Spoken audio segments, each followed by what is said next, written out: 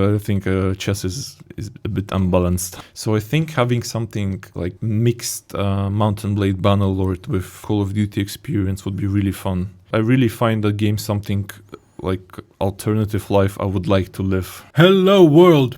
Today we're going to be moving on from the marketing department over to the crypto community. We're going to be talking about crypto, about tokenomics, about the project in general from the crypto side and Web3 in focus. So we're going to be starting with Artyom. All right, Hello, it's Artyom. nice to see you. Thank you for having me. It's nice to see you all, and I'm happy to be a part of this tiny podcast. I'm happy to answer any of your questions, so please feel free to ask. We're going to be starting in general. Tell us more about yourself, about your background, about the projects you took part in. All right, so being fair is one of my very first experiences so far. So I'm a game designer. So in GiftHorse, I do everything related to games, everything related to gamification as well. So a little bit about myself. So currently I have a master's degree in game design. So I used to be a student for a very long time, I'd say. So since college, I was studying everything related to games. That was the gamification process, philosophy, ideology behind games, let's say psychology as well. So I'm a bachelor of game design and I'm a master of game design as well. So it sounds very weird, a master of game design. Well, I wouldn't say it's weird, but it's something interesting, I would say. Yeah, so you don't hear about that every day. To be fair, I'm kind of proud of that. So this was my long-term goal since I was a child. I was a big fan of games and I played many games. So it was a great opportunity to join GiftHorse on that position, because before that I used to work as a game developer. It's rather different with game design, because game design is all about creating the interesting ideas, mechanics behind the games, game balance, whereas game development is more about working with those documents. So GiftHorse is one of my first projects. So it's kind of second project. My first project was EdTech. So we created AI solutions for children to improve their performance at school, to help them do homework in rather meaningful way. So instead of just looking for the answers, they would work together with AI to find a solution. So that was the idea of my first project. That's quite interesting. And how far into it are you? So currently we're kind of frozen, I'd say, because EdTech is a very, very difficult part of market. And we're trying to find opportunities everywhere. And we really hope that we're going to get somewhere soon. But so far, we're looking for possible partnerships, because surviving as yourself as a startup EdTech company is very difficult.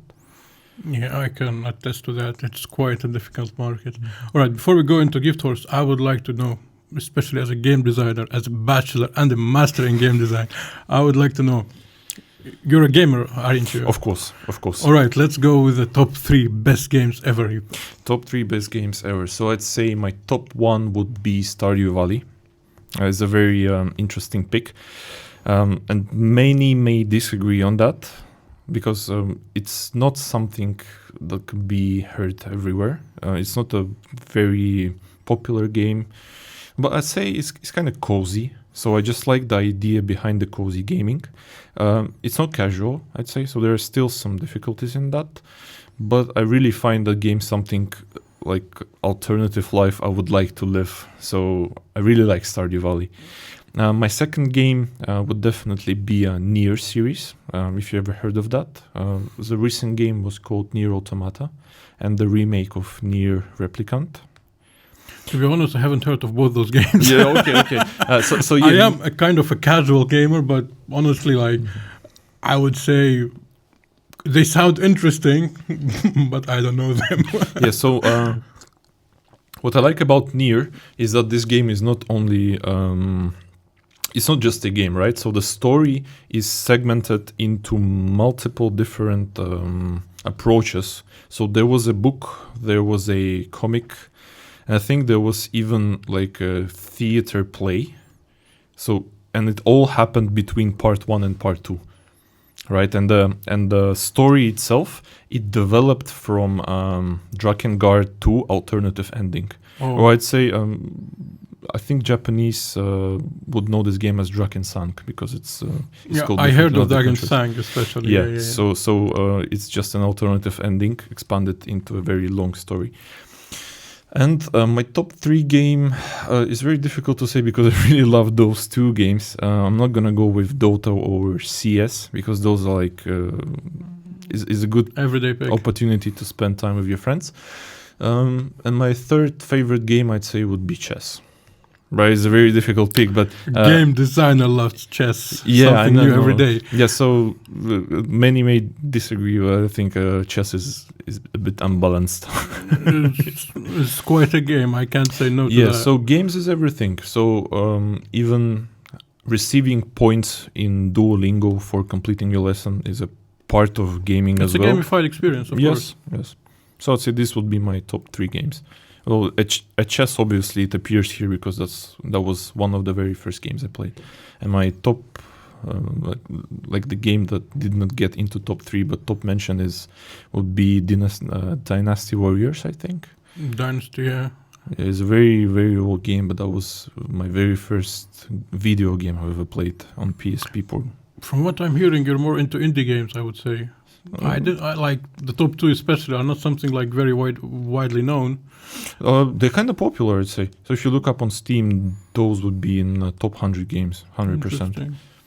All right, maybe you can tell us about, maybe you have some game design ideas for the future, something for people to look forward to. Right. Maybe someone's collaboration with if someone's gonna steal that, I know it came from here. No, I wouldn't say like tell the idea. Maybe tell us like a bit, something to maybe entice the audience. Maybe in collaboration with GiftHorse very soon. Who knows? Right. So I think creating a good game is not about just finding what market likes the most. It's about experimenting. It's finding something unique. There are not many games for now, as I'd say, is a first-person shooter game with strategy elements. So I'd say something like very arcade-like shooter, like Call of Duty. If you remember, old Call of Duties had very interesting campaigns, but nowadays it's more about of a service game. So it was really fun. So it was those times when games were about fun.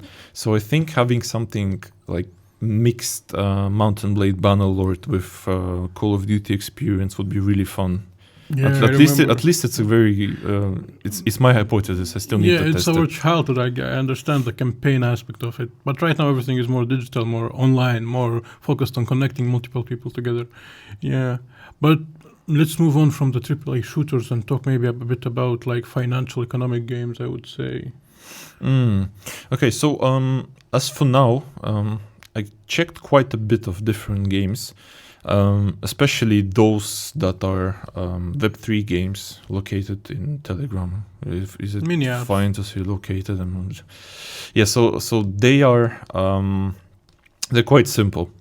So obviously those games, they really work for a marketing purpose, and it's not a bad thing, right? So games can be used in multiple different ways, especially for some audience. Some part of the audience doesn't really have much time to spend on gaming, and they rather be involved into the project or into economics of the project by taking a part in a simple game. Even if they just play it once and forget about it forever, that's still okay. They can still earn something. But I'm really looking forward to expand that idea into making a meaningful game, so that the gameplay does not just loop around tapping something. you know what I mean. You know what I'm referring to. Let's not talk about anyone here. Okay, yeah. So I'm just trying to say. My general idea and philosophy behind my work is I think games should be fun. Right? This is fundamental. Games are fun, and if they're not fun, you can't really classify them as good games. Of course, like any game, the main purpose of a game is entertainment. Without the entertainment aspect, what's the point of the game? 100%. Even the small games, for example, one of the biggest hitters of the past 20 years, Candy Crush, for example. Yep. It's a simple game, but it's fun. That's why it's still being played today. Even my mother plays that. Even my grandmother plays that. That's what I'm saying. Yeah. It's entertaining for an audience, so it's a good game. Even so, maybe I don't like it. I think it's quite boring. But I'm 1 in 100 million. Like other people enjoy it, so I can't fuss about it. It's entertaining, so it's a good game, and there are many options on the market. So let's move toward our project, which is the Tycoon game. Okay, I'd be happy to tell you about it. Yeah, let's talk about at first the basic functionality. What's the purpose of the game? Right. So, Gift Horse is about marketplaces, is about gifts. So the first thing that comes to mind when you think of association with Gift Horse would be obviously a marketplace, a shop, some kind of store. So we really wanted to wrap around this idea. And we found that having a Tycoon game where you manage your own shop would be something very fitting in that concept. So the gameplay is quite simple. It's not very difficult. It's got optional, we call that optional functionality. So the player doesn't really need to do those customization stuff, all those upgrades, get involved into learning strategies from the community. But if he still is looking forward to expand his virtual empire even beyond what we offer as a laid-back gameplay, I'd say there's so much to do. Well, as for now and for what we are planning, there's going to be a lot of content. We really hope our audience going to like it. So you just stock up with goods, you sell them, you upgrade and repeat. That's the basic core loop of the game. From what I remember, there are 8 categories of stock we can add. Yes, so there are 8 categories. Why do we have so many? For example, we're going to have books, right? So you can stock up with books, you can sell only books. There's nothing stops you from doing that.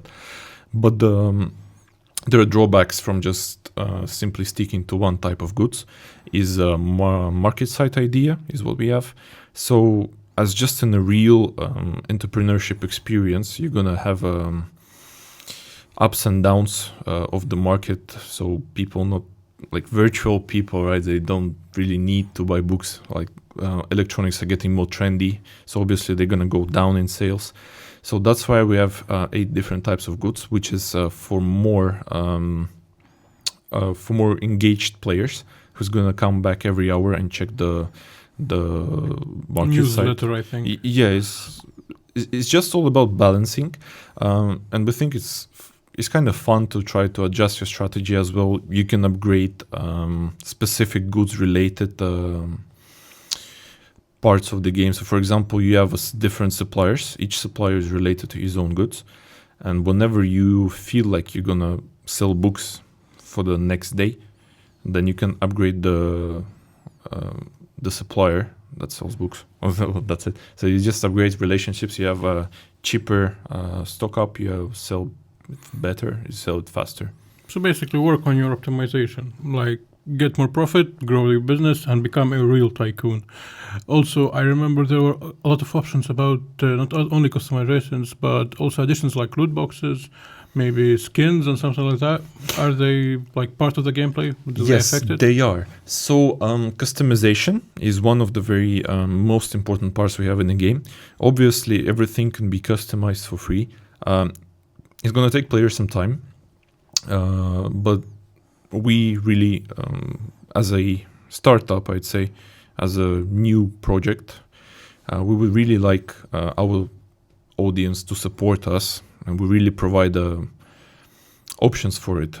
So if they're willing to support, it's completely optional. They can still earn loot boxes from completing tasks, because we're going to get back to it a bit later, but we also have a task center. So loot boxes can be earned in multiple ways. Those could be special events, those could be tasks from task center, those could be just simply playing the game, and they would contain different types of items. So we currently have decorations, we have a skin for stuff, we have skins for shells. In future, we also planning to introduce boosters that will be working either permanently or they're gonna burn up with time. Those loot boxes are purchased for in-game currency, but we also introduce a wipe system in our game, as we want to link every end of the season to an airdrop. So in that way, whenever the season ends, the progress is going to be wiped, and the players would have to start over again. But some boosts and some skins, some items, they would continue on to the next wipe.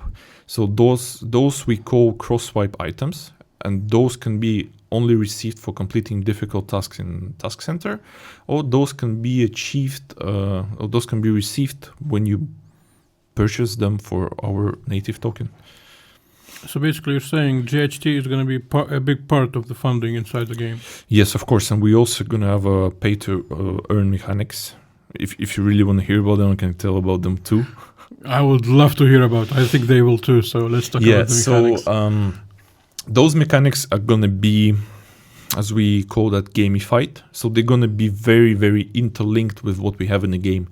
So for example, you have stuff roaming around your floor, and then you will have an option to purchase a P2E stuff. So he's going to continuously generate our native token at a fixed rate.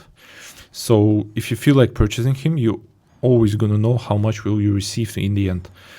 And there will be multiple mechanics like that. Some of them will just simply boost the generation of token from other mechanics. Some of them will only be generating token.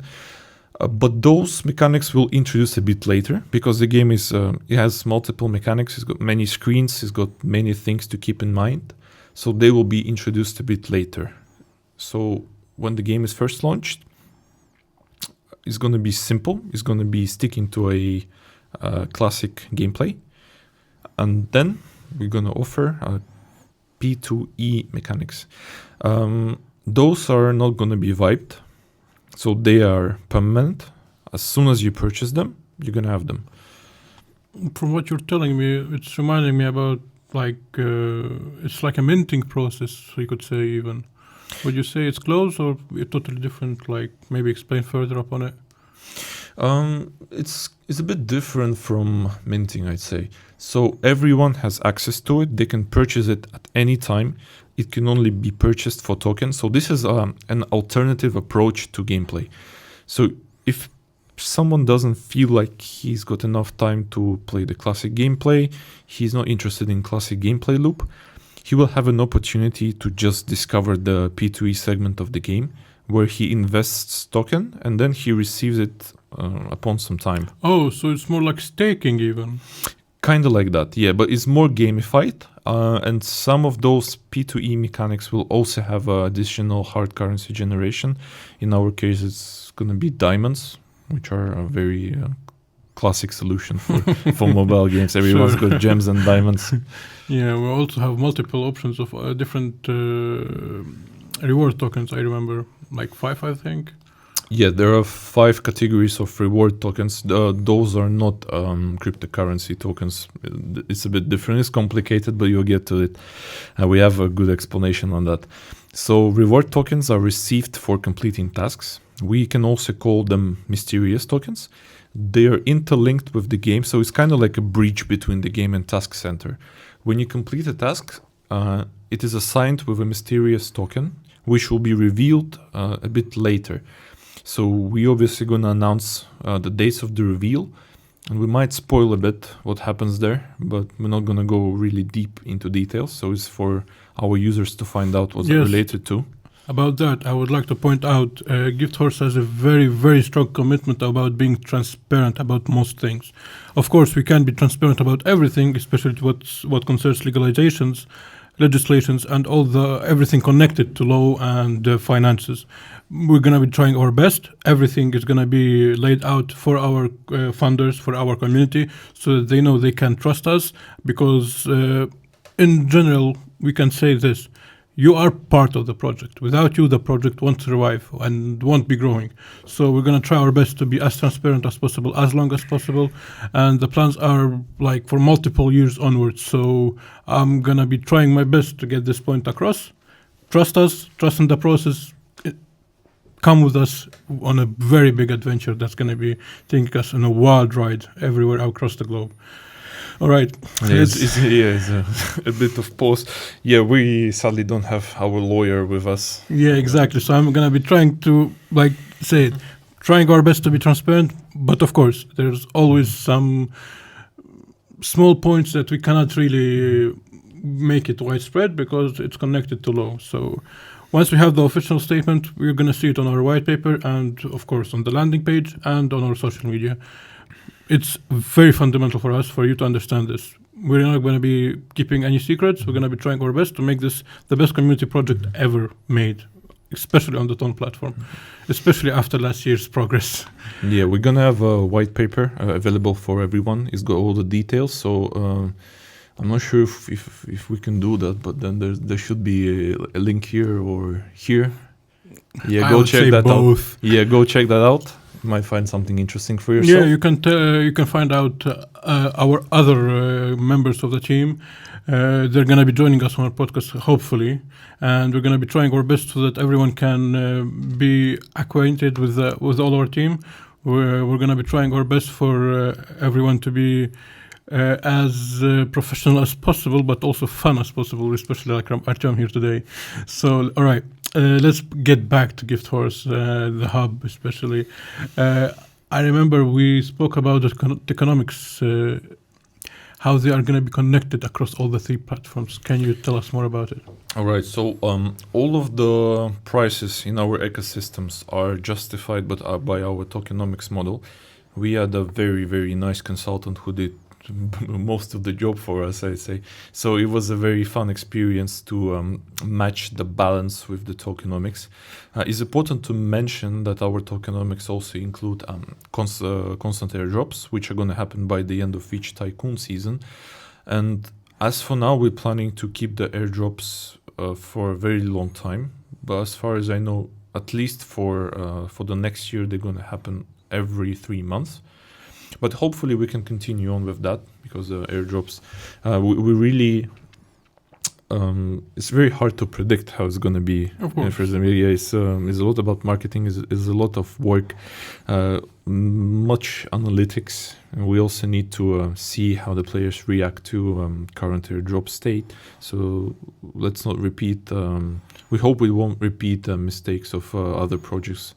So yeah, our tokenomics model, I think, is pretty fine. As a game designer, I can't really judge it, but I'd say they got all things covered up. There is just me making the creative stuff for you. Yeah. But the airdrop system, I can explain a bit more about that. I won't go too much into details. So your general idea is to farm APs, which we call airdrop points. Yeah, we could keep it EXP, but experience is too plain. we want to make it a bit more fun. So I'd say complete tasks, play the game. Every task will be assigned with an AP, so you can see how much you get for completing that task. Obviously, you have to have more APs than others. There are some systems in our ecosystem that allow you to generate more APs during your gameplay. As speaking for Tycoon APs, it is up to users to find what generates most APs. So here will be a bit more secretive. It's part of the project and the community. Yeah, so we have some things to keep in secret because obviously it builds up the community when they find out, that when they try to reveal the secret, when they think they can trick us, but we tricked them before that. So yeah, we tricked them into tricking us. Yeah, and I say that's pretty much it. So you just play the game, you do tasks in Task Center, and then you generate APs to participate in airdrop. The more APs you have, the more you receive. And additionally, let's dive a bit more into Task Center because we haven't spoken much about it. So Task Center is like our approach to marketing, and it's a very nice bridge between 2 different products, because obviously our ecosystem it tries to feature 2 completely different segments of the market. So first of them is Web3 gaming that allows you to earn by playing it. The other one, it is a marketplace, it is a wish list, it is something that you don't normally do every day, so you just use it sometimes, right? And the Task Center is something that keeps those 2 different audiences engaged in different products. So even if you're big time player, then you have an opportunity to complete a task by simply going into the app, where you can find a very nice product for yourself, maybe something for your family, maybe something you were looking for yourself, and then once you bought it, you're also a customer of that app. So it's kind of like a bridge, and once again, we want everyone to participate in airdrop. Even those who don't like playing the game, they can still earn money. Even those who can, should I say token, not money? Sure, that's a better option. Yeah, that's a better option. Sounds better, earn money. It sounds like... money is old school. You know, We're looking into Web3, into the future. It sounds negative. It's like you have to work for it, right? You just play.